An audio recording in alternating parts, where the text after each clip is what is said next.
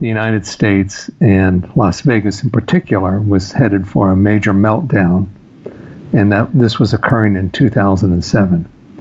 And we had made the decision that at Lake Las Vegas that we were going to turn the project over to the secured lenders as opposed to filing bankruptcy or anything like that, because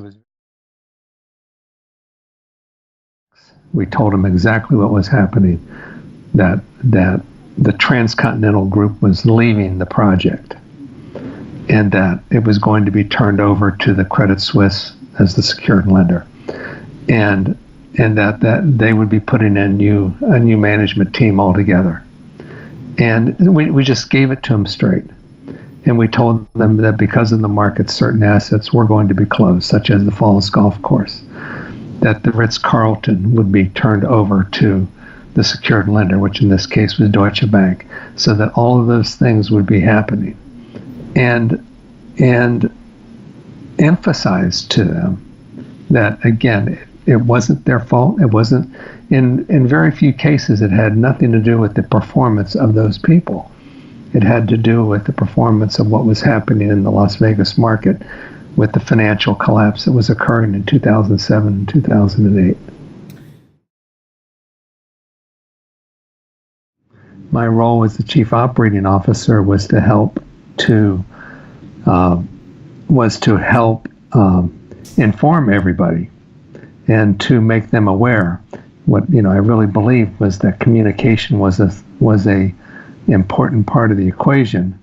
Part of that was involved in having meetings with all the department heads and then meeting with the department heads and all the employees to inform them as to what was going on, because the big concern was that these were people that we cared about, and these were people that were in effect part of the family. And so these people were going to be impacted with loss of incomes. As you know, in Las Vegas, many people lost their homes. And so these were people that we cared about. And so that was our prime concern. I mean, nobody likes to deliver bad news, but we felt like that they were entitled to know it. Well, there were people that naturally reacted negatively and that would tend to blame others, and certainly it wasn't their fault. So you can understand that. Some people react and they understand. I mean, they understand where the market is headed, and they don't. Some people react irrationally. I mean, it covers the whole range of emotions when you're dealing with that many people. What I did find is that most of the ones that were good employees that understood what was happening in the market either remained with the project under new ownership or found employment elsewhere within short order. Usually the cream rises to the top, even under bad circumstances. Right. Well, to put it into context, I would say that approximately 60% of the people were retained, and about 40% were actually laid off.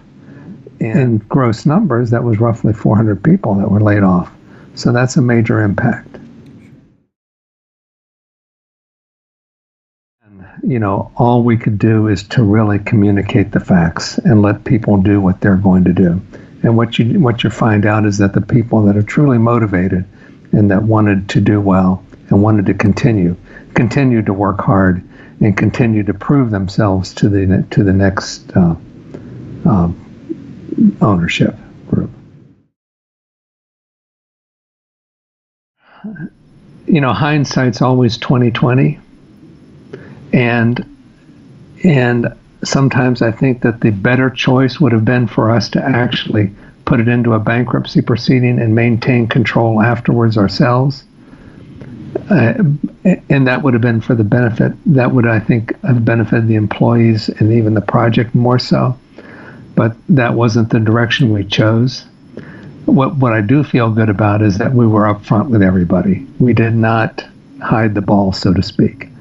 And so, I think that there was some level of respect that these people still have for us And we still maintain relationships today by virtue of being straightforward with him.